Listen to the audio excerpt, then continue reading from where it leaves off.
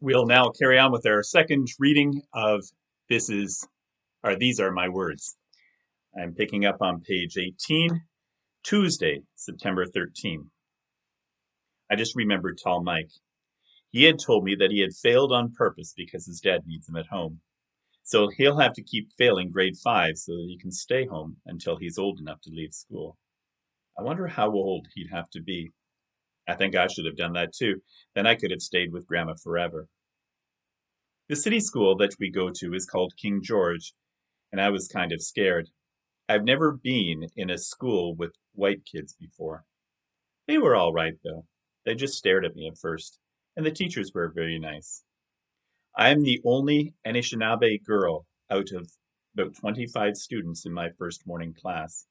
I saw some girls from the residential school in some of the classes, but they don't talk to anyone, not even me. It's almost time for supper. I wonder what we'll be having this evening. Yesterday it was chili with mashed potatoes and carrots. I think I'll write down what we eat so that I'll know what it's called when I tell Grandma about the different foods we eat. Wednesday, September 14. We moved to different classes for different subjects at school. It's not so boring because you don't sit in one spot all day long. I just stand by the door at recess. The white girls stand together talking, and the boys spend the time wrestling and punching each other or chasing each other around the yard. No one talks to me, and no one bothers me. I don't mind. I don't feel like talking to anyone, and I'm just feeling very lonely and wish I was home with Grandma. I wonder how Mother felt to be able to go to school in the residential school where she lived and not have to go to town with white kids. I decided to go to the park after supper, and a girl came running after me from the residential school. She must have just arrived. She had bright red fingernails. She flashed a smile and started talking. We kept talking the whole time it took to get to the candy shop at the park. And she talked all the way back too. She talked about everything. And finally, just before we went back inside the residential school, she made me promise that I would meet her in Paris on her honeymoon. I wasn't sure where Paris was. Thursday, September 15. After class, I was walking down the hallway at school on my way out, and I met the English teacher. He asked me what it looks like where I come from. I didn't know if I should tell him about the reserve or Flint Lake. I thought I'd tell him about Flint Lake and Grandma. It was a lot easier telling him about the railroad and the trains and store and the school. He was surprised when I told him that there were no roads and no cars. He asked if I liked coming to the city like this. I shook my head and told him I'd rather be at home. He laughed. Maybe he thought I was joking. Friday, September 16th. We were given ski jackets this morning. They were all hanging on a rack by the side entrance that we use. It is just outside the dining room door. Someone said that it was once a playroom, but it's quite empty now except for the coat rack and the boot trays that line the wall beside the door. The one that fit me is light green, and Miss Tanner put number 75 on the back collar with a marker. The winter boots that fit me looked like old lady boots with the lace-up fronts. I didn't care as long as my feet were warm. It was all second-hand clothing anyway. I noticed the girl, Paris as I call her in my head, her red nail polish was gone and she had a sad look. She smiled at a few girls, but didn't say very much to anyone. I wrote a letter to Grandma. I don't know if they will mail it. We have to hand in our letters at the office and they read them before they send them, if they send them. When there's a letter for us, it's opened and read, and if it's okay, they give it to us. We're not allowed to say anything about the residential school when we write home. Anyway, there wasn't much I had to say. In case they don't mail my letter, I'll write it here too, so Grandma can see it when I get home. September 16, 1966. Incy Pimmash, Flint Lake, Ontario. Hello, Grandma. I know you're probably setting your fish net for trout. I wish I could be there with you. We got 4 of the trout that time in the pouring rain when we checked the fish net. Remember that your kerchief was so soaked you decided to wring it out and wipe your face with it. That was funny. We made a lot of use of your old canoe last fall. I hope Mother and Izzy figure out how to get you a new one next summer. I remember you saying that your old canoe is so full of patches that it's only the patches that are holding it together. I hope someone is helping you put in a store of wood enough for the winter. I'm fine, and everything is okay. I do very much miss you. I miss your morning list of things to do while you put the wood in the stove. There was always that thing. There were always the things that had to be done before the sun set. I have not heard from Mother yet. I hope she will write soon. Write back to me real soon too. I love you very much. Love, Violet. Violet. Saturday, September 17. Miss Lewis is our supervisor on the weekends when Miss Turner takes a break. I like her. She's a lot more friendly than the other one. She has brown hair and blue eyes and is very short. She's the same height as me. I really like her.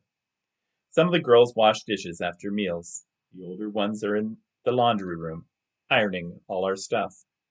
There are some that are in charge of mending our clothes. So far, I have been just sweeping the dining room floor and buffing the dorm floor. I haven't actually shampooed or polished the floor yet. The older girls do that. I saw Paris and asked her if she would like to go to the park afterward, but she just shook her head. There was a bit of a blowout with the boys that we heard about. Apparently, one of the boys swiped one of the pies that the cook had been cooling in the window sills outside the kitchen. All the girls were laughing about that. We don't know if they figured out which one did it. One of the girls said that if the boys refused to tell, they all get punished. Oh, when I was going over the floor with the wax buffing machine this morning, I noticed a cigarette lying on the floor against the night table between two beds. Didn't know which girl it belonged to, but I quickly picked it up and shoved it under the corner of the sheet of the bed to the right and continued with the machine. I don't know if anyone saw me. There were two girls at the other end, dusting around the windows. There were also girls coming and going in the washroom, cleaning the place. At bedtime, I glanced over to the two beds, just in time to see the girl on the right pull up the sheet, and the cigarette flew out, landed on the floor, and rolled toward the supervisor's feet. Everyone stopped dead. Some craned their necks to see what had happened, and soon every eye was on that cigarette. Miss Lewis stood there for a while before she pointed at it and asked whose cigarette that was. The two girls looked at each other and both said, "Not mine."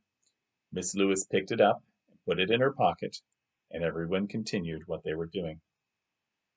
Sunday, September 18. Just before the breakfast bell rang, the two girls were called to the office. I don't know what happened to them, but I didn't see them at breakfast. I don't feel bad about putting the cigarette inside the girl's sheet because it must have belonged to one of them. I was just trying to keep the girl from getting into trouble. If Miss Lewis hadn't been standing there at that time, it would have been all right. We actually did get a slice of apple pie after supper, but we were wondering if the boys got any.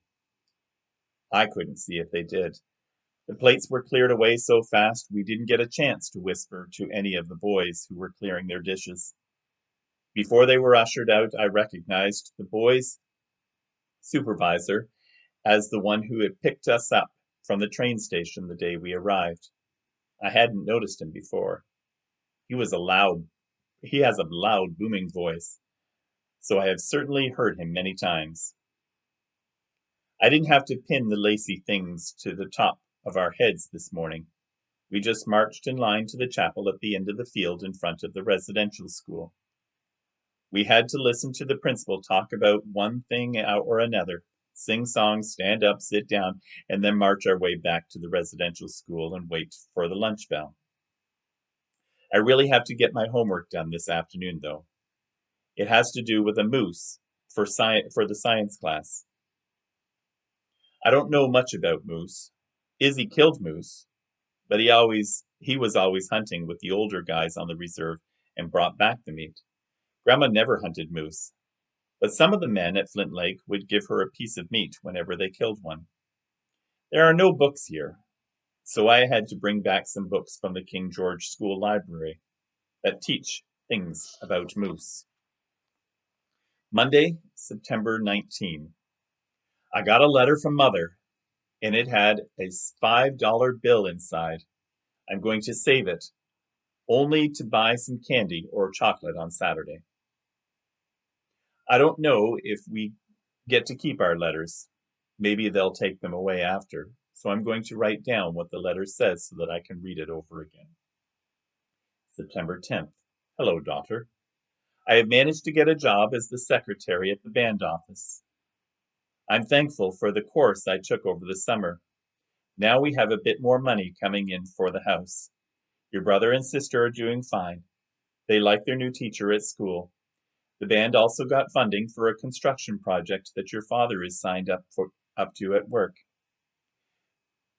There is also a new chief now, and your father also campaigned to be one of the counselors, and he actually won one of the seats. So things are looking up. He is now one of the counselors. Please write as soon as you can and let me know you are all right. I do worry about you and hope you are all right. I write and call your grandma whenever I can, so you know that we know that you're okay. Your mother, Emily. Tuesday, September 20. My two friends, Laura and Susan, and I went to the park on the way home from school. Laura has a little brother in the residential school, too. We see him sometimes on the way to school. He just waves at her. He runs off with the other boys every time she tries to talk to him. She says that the boys tease him if he's caught talking to his sister. There's a guy at the park who has a little shed thing, and he stands behind the counter and sells newspapers and candy. I had the $5 bill in my pocket, and I bought a sponge toffee bar. Oh, it was good. I had to share it with my friends, though. That was okay. Susan told me to ignore the white girls at school, who won't talk to me. I didn't even realize that they were deliberately ignoring me. I thought they were just being nice by not bothering me. I am dumb for sure, maybe. I'm just getting used to being in classrooms with white students. I never used to think of myself as being Anishinaabe. But now I'm always remembering who I am when they look at me and I'm not supposed to be there. I feel like I'm invading their space. Wednesday, September 21. The monkeys were on the television this evening. Davy's cute. I secretly think the show was kind of silly, but the other girls really liked watching it. We got peanut butter sandwiches with apple juice tonight. That was nice. I heard some girls saying that there was nothing else for comfort here but food. Some of the other girls were saying that they get fat in the winter when they are here, but lose all that weight when they go home for the summer because there is always more work and there's not always food to eat back at home. That's one thing that I had never thought about. I was never hungry with Mother on the reserve or with Grandma, but Mother sometimes talked about being hungry or about the bad food when she was at the residential school. I didn't know that I was a very lucky girl. There's one thing I noticed too.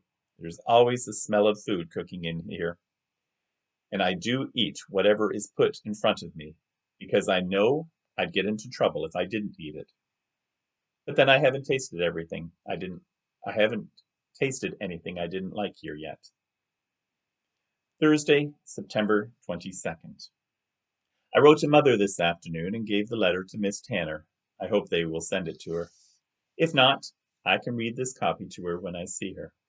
September 22nd, 1966.